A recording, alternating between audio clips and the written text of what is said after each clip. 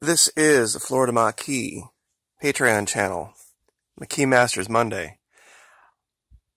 If you are here, you are at the max level, $20 level. Sorry for the distraction. We're going to do something today that is probably going to surprise a lot of you. But we are going to break down a speech by Donald Trump Jr. at the Republican National Convention after his father had won the nomination to run against Hillary Clinton. And this is something I've been looking at for a little bit, this guy's son, because he's a very different guy than his dad. And recently, there has been some attention paid to him by this whole Mueller investigation. I really don't think it's going to go anywhere. Of course, now that I say that, it probably will. But I want to point out some things, and I'm going to give some credit where credit is due. This guy knows what he's doing when it comes to manipulating people. He's borderline. His father is full-blown over-the-top narcissist. But this guy has his narcissism reined in just enough to be credible. And he could be a very, very dangerous power to look at in the future. Just because of his name, his history, and what he can do. And this is only a 15-minute speech. And we're also going to look at the reactions of his sister and brother. Now, in case anyone, we've got him up here now. We're at the 1 second. This is on YouTube. Donald Trump Jr.'s entire Republican convention speech, published July 19th, 2016. So a little over 2 years old. This was a very different time in Trump land. It's something that I continually point back to when people talk about the but Hillary this, but, you know, no other choice that. Some of the things that his son says here would surprise you looking back now 2 years. There was this article that broke on Fox about something Meryl Streep said about, let me pause that real quick. Now that she's basically saying now that Trump's kids are in harm's way, that this might mark a change in our leader, not for the better. I'm going to speed this up. Don't make any judgment here about how he's speaking, just to get through this. It's 16 minutes, 32 seconds. I'm going to speed it up to 1.25, so if it seems like he's speaking a little fast, we're not going to analyze that. But we've got quite a few stop points here to talk about some things. So without any further delay, here we go.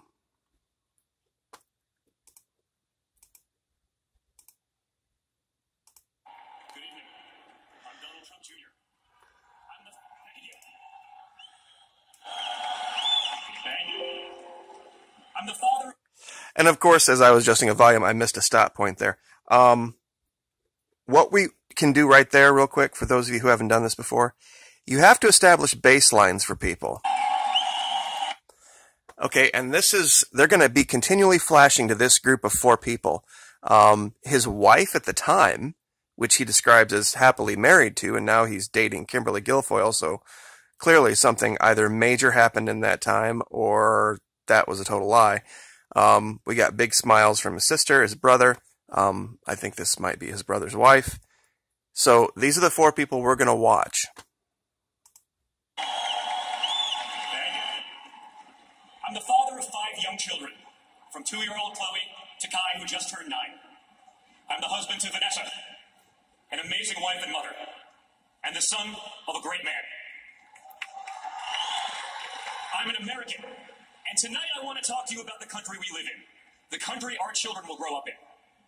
For my generation, this is the most important election of our lifetime, one that will determine the future of our country, and in turn, the future of the world. For too long, our country has ignored its problems, punting them down the road for future generations to deal with. In business, I was trained by my father to make the tough investments and decisions today to ensure a brighter future tomorrow. We've actually started to believe that solving our great problems is an impossible task. And that's why we need to elect a man who has a track record of accomplishing the impossible. For the first time, parents no longer think that their kids will be as well off as we were. We've lost the confidence in our leaders and the faith in our institutions. But remember one thing, we're still Americans. We're still one country. And we're going to get it all back. I think a lot of Trump's supporters would disagree with that "we're one country" comment. We're going to get it back better than ever before. I know we'll get it back because I know my father. I know that when people tell him it can't be done, that guarantees that he gets it done. I guess except for the time he filed 4 bankruptcies, was sued for fraud, and failed completely on the travel ban and Obamacare. I know that when someone tells him that something is impossible, that's what triggers him into action. When people told him it was impossible for a boy from Queens to go to Manhattan and take on developers in the big city, with a $200 million inheritance, rather than give up, he changed the skyline of New York. I've seen it time and time again, that look in his eyes when someone says it can't be done. I saw that look a little over a year ago, when he was told he couldn't possibly succeed in politics. As if this was his first try. He tried to be George Bush's vice president and failed and got beat by Dan Quayle, and then he tried to run on his own in 2000. Yes, he did. For my father, impossible is just the starting point. That's how he approaches business projects. That's how he approaches life. Whether it's teaching his granddaughter how to swing a golf club or tackling the toughest negotiations, he's always fully committed. That's why the person who had never run for office before stood on the stage 11 months ago in this very arena. Total lie. Total, complete, and utter lie. Never run for office before. Horseshit. With 16 professional politicians. And this week, that same man will stand before you as our party's nominee for the President of the United States of America. Okay, now, real quick, and it's because I had it sped up that I couldn't stop that. For the President of the United States of America. Okay, real quick. We got smiles from the girls. She's feigning a smile here. He's been pretty stoic the whole time. So we're still, thinking, we're listening to the crowd cheer, and they're kind of maintaining a low level. That just could be because they know the cameras are on them at all times, and they don't know when they're going to get hit with a shot. So I'm going to give these guys the benefit of the doubt here.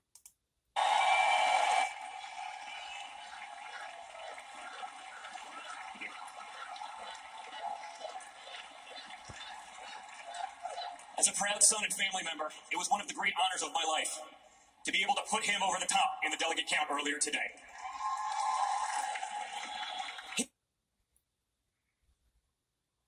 Okay, once again, Stoicism from Eric, and we still have this. There's something going on with Ivanka is what I'm driving at, and I'm going to show you something here in a little bit, a couple minutes, where there is a look on her face of absolute daggers and death at something he says. His unrelenting determination is why he's going to become our next president. And why I know that when my father says he can fix the country, he means it. Okay, now I want you to pay attention to that comment. When my father says he can fix the country, he means it. Meaning that the fix for the country comes from the top. The fix for the country comes from government, comes from Washington, D.C. Okay? Remember that. Want to know what kind of president he'll be? Let me tell you how he ran his businesses. And I know, because I was there with him, by his side, on job sites, in conference rooms, from the time I could walk.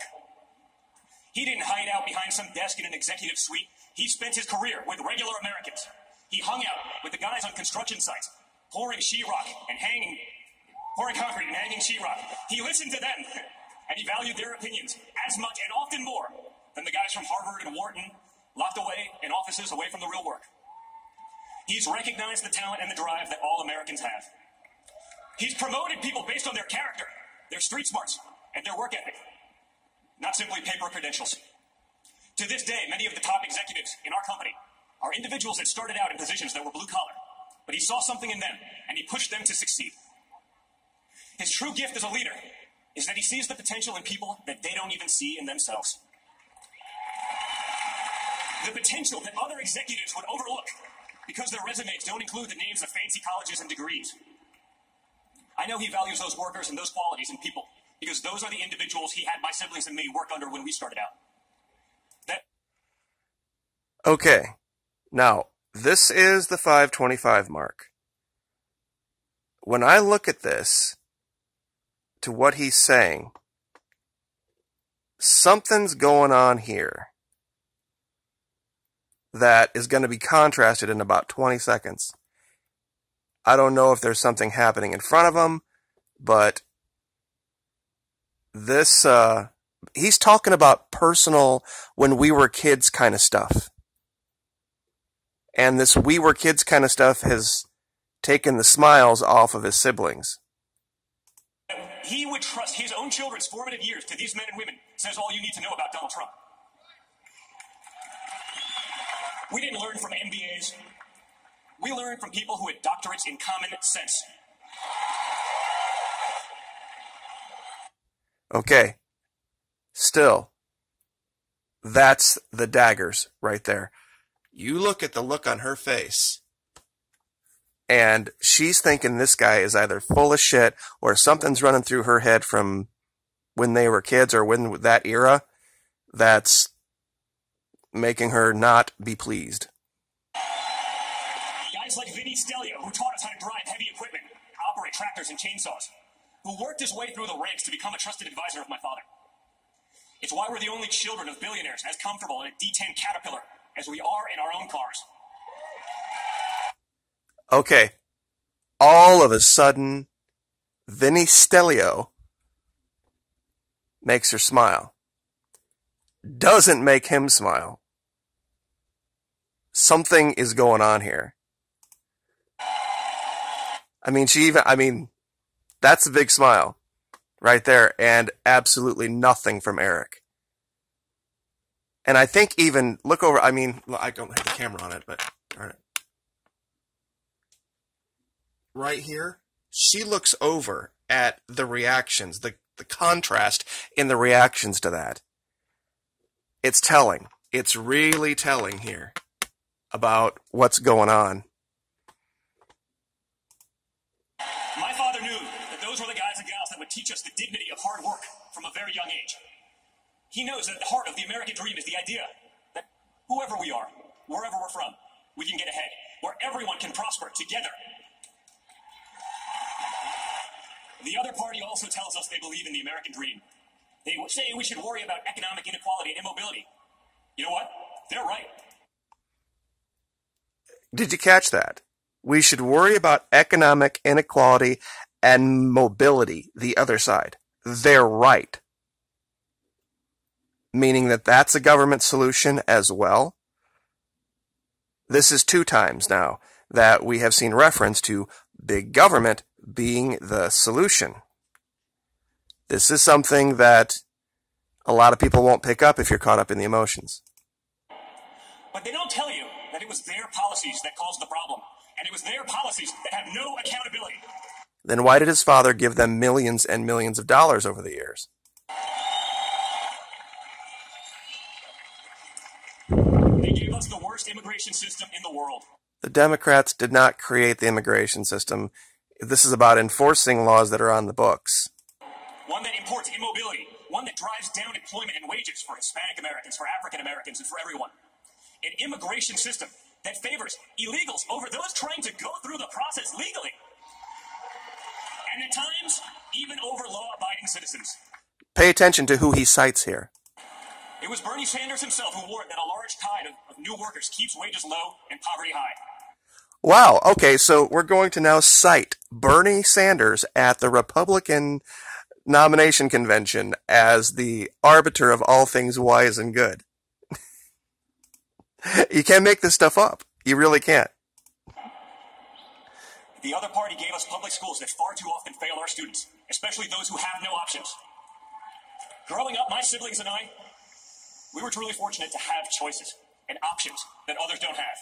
We want all Americans to have those same opportunities. So he wants to be done away with the public school system and all schools to be private schools, gone to the lowest bidder. Okay. Once again, we're looking at a face that is, it's not in line with what you would expect watching a loved sibling do well up on stage defending dad. There's absolutely no reason that she shouldn't be smiles all the way through this, unless something else is going on in her head. There's something between Ivanka and Trump Jr. For sure. There's she's feigned a couple of smiles so far, but, and I don't know that it means anything, but it's telling. Our schools used to be an elevator to the middle class. Now they're stalled on the ground floor. They're like Soviet-era department stores that are run for the benefit of the clerks and not the customers. For the teachers and the administrators and not the students. You know why other countries do better on K through 12? They let parents choose where to send their own children to school. That's called competition. It's called the free market. And it's what the other party fears. They fear it because they're more concerned about protecting the jobs of tenured teachers than serving the students in desperate need of a good education.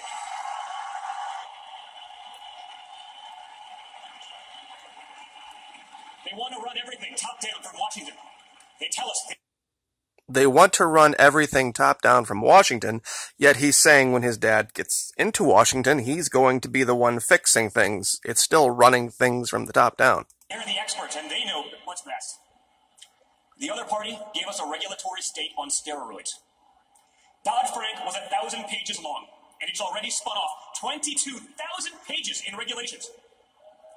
Imagine trying to digest all that before you even open your doors for business.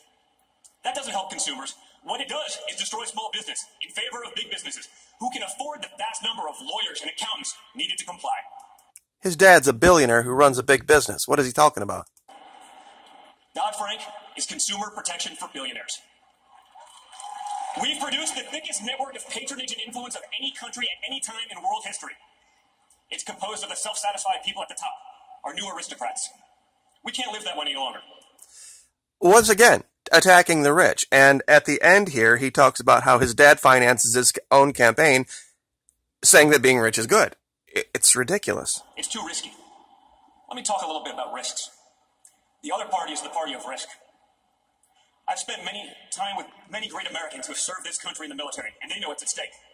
When we have weak leaders in positions of power, Americans risking their lives for our freedoms are less safe. You know, almost daily I get a call or a text from a real American hero.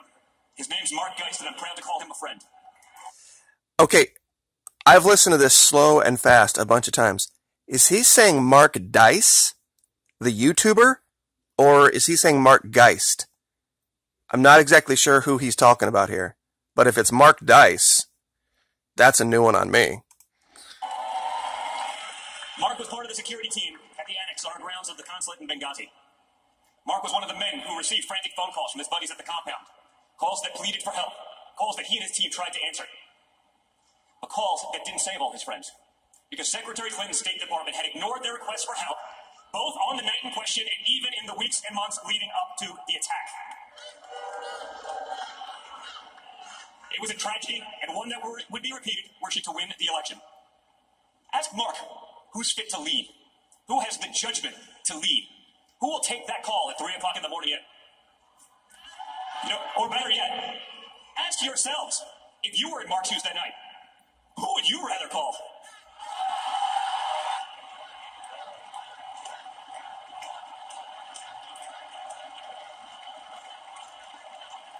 Let me tell you something. Okay, right here, this is the one I wanted to get to.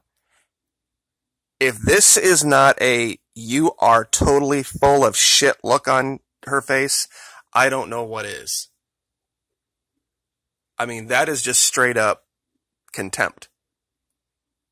Now, I don't pretend to know all of the details of exactly what really went down that night. I know there's a lot of people on YouTube who think they know, based on Sean Hannity. And I'm going to leave that there, but the look on this girl's face in reaction to what he just got done saying is priceless. This is his sister. This is somebody who's grown up with this guy, knows this guy. And not even a nod. Nothing. Something about risk. If Hillary Clinton were elected, she'd be the first president who couldn't pass a basic background check. It's incredible. Hillary Clinton is a risk Americans can't afford to take. She says she'll issue executive orders to take away Americans' guns. She wants to appoint judges who will abolish the Second Amendment. Take the guns first, due process second, just saying. Okay. Just look at how effective those laws have been in inner-city Chicago. I say to you, with the toughest gun laws in our nation, where 70 people were murdered last month alone, and where over 3,400 American lives have been lost since this administration took office in 2009. You know why those laws fail?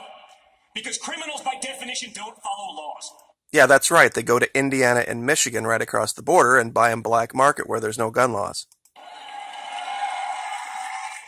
Rather than prosecuting real criminals, she would strip hard-working, law-abiding citizens of their rights to protect themselves and their families. She'll throw every possible obstacle in the path of safe, reliable, affordable energy produced in America. Nice segue. Right out of guns, right into oil. By Americans, for American businesses and families. Rather than being energy independent, our country will be forced to remain beholden to her buddies in the Middle East. Okay. Now here's the thought experiment you need to have. Would you rather be beholden to the Saudis or be beholden to big corporations? Because that's the argument he's not telling you. This is actually going on right now. This cratering of oil prices right now is killing a lot of people in Texas and the Dakotas. When we start letting big business, big American business, make all these decisions, it's not going to be a very happy Christmas for some people who have, thrown in their lot with big oil. That we don't have any type of a regulatory plan from the government about our own oil resources is, just to my mind, as bad, if not worse, than the Saudis. Those are risks we can't afford to take. And when we win, we're not going to have to. There's so much work to do. We will not accept the current state of our country because it's too hard to change. That's not the America I know. We're going to unleash the creative spirit and energy of all Americans. We're going to make our schools the best in the world for every single American of every single ethnicity and background. For a guy who's flashed the white power sign about 10 times so far, all ethnicities is kind of a joke. We're going to put Americans first. All Americans. Not a special class of crony elites at the top of the heap. We're going to elect a president who will work with everyone to pass legislation that will make our country great again. Oh, wait, 13 minutes, 13 seconds. Attacks the rich again. A president who will give us a tax code that will free the American economy and end special loopholes for the wealthy. A president who will give us an immigration law that protects American citizens and gives them jobs. A president who will repeal and replace Obamacare without leaving our most vulnerable citizens without health care, and who will do it without destroying Medicare for seniors, as Hillary Clinton has proposed. A president who knows we can't simply delete our problems, but that we have to tackle them head on. A president who won't allow PC culture to put the safety and well-being of our children and our loved ones at stake. A president who won't bow and pander to nations that shudder at the very thought of America's existence. A president more concerned with the safety and comfort of his fellow Americans than the feelings of those hostile nations abroad who, if given the option, would wipe America off the face of this earth.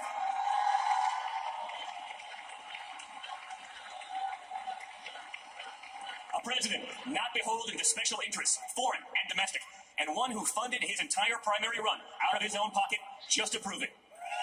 And there it is. Now being rich is good. A president who will secure and defend the borders of the United States and who will appoint judges who believe that freedom requires a limited government. Okay, he just got done talking about all of the things that government's going to do for you if his dad gets elected. Everything from education to gun protections, and I mean, it's crazy that all the fixes are going to come from government if his dad gets elected, and now he has the gall to say that limited government's the answer. A president who won't use the highest office in the land as a path to personal enrichment. A president who's actually created real jobs, who has actually signed the front of a paycheck, and who doesn't just talk about it in theory. A president who has real people's families and livelihoods dependent on his success and the success of his company for decades. A president who speaks his mind and not just when it behooves him to do so. Who doesn't have to run a focus group or use data analytics to be able to form a simple opinion. Who says what needs to be said and not just what you want to hear.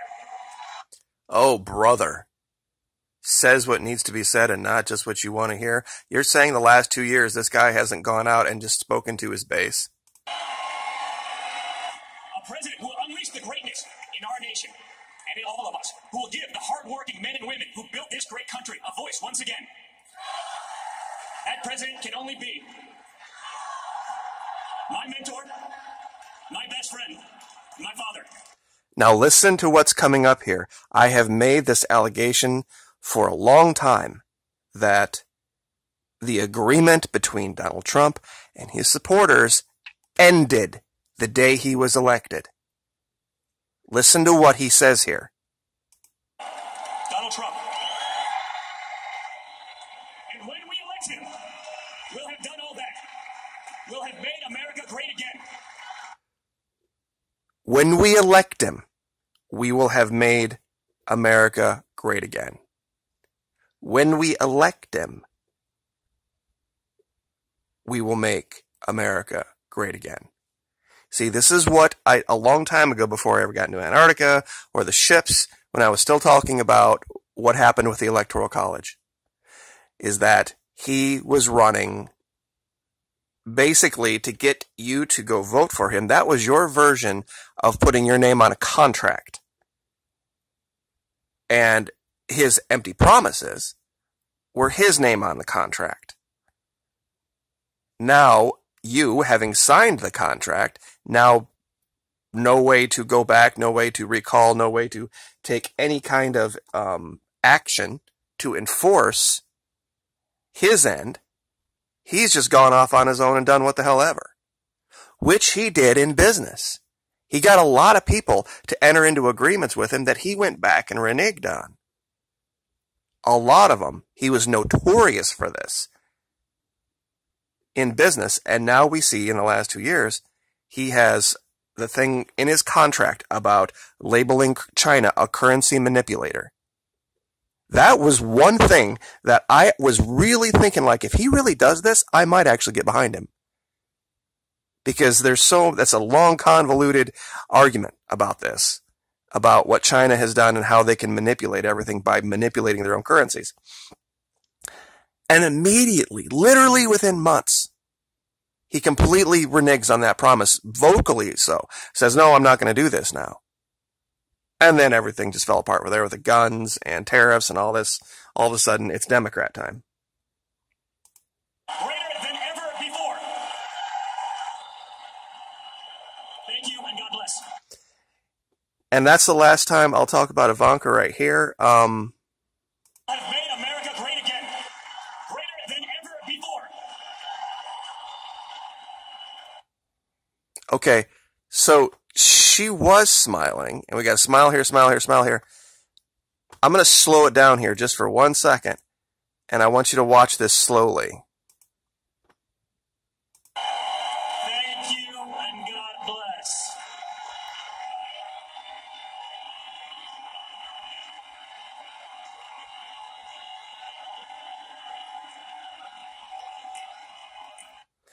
Okay, so all of a sudden we've got laughter and everybody's fine. But during that speech, she showed some visible, visceral contempt for her brother. And I've watched this about 6 times now. I don't know if it's jealousy, if it's just one of those things, brother, sister. But especially in that forum, it seems like there might be something, because she's a financial force of her own.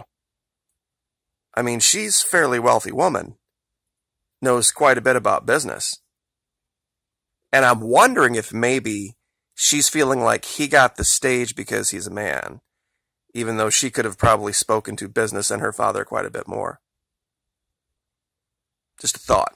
So, but anyway, this is kind of what we used to do in the military when we would do record interrogations. They would send us tapes and we would sit down and look at them. It was usually the people conducting the interrogations. We had no idea who they were. They were from other branches most of the time, just so we could remain totally impartial and just analyze every little nuance. And when you go through that, especially now looking back 2 years, it's stunning. It is really, really stunning. This guy is good. He is really good because with so much contradiction, he still whipped this crowd into a frenzy. He's a lot more terrifying to me than his father is for grabbing people and pulling their emotions out of them. So anyway, this might be the longest video I've ever done, 31 minutes. We will leave it there. McKee Masters Monday. If you guys have any comments on this, I would sure love to hear it. Like, share, subscribe. We'll see you next time.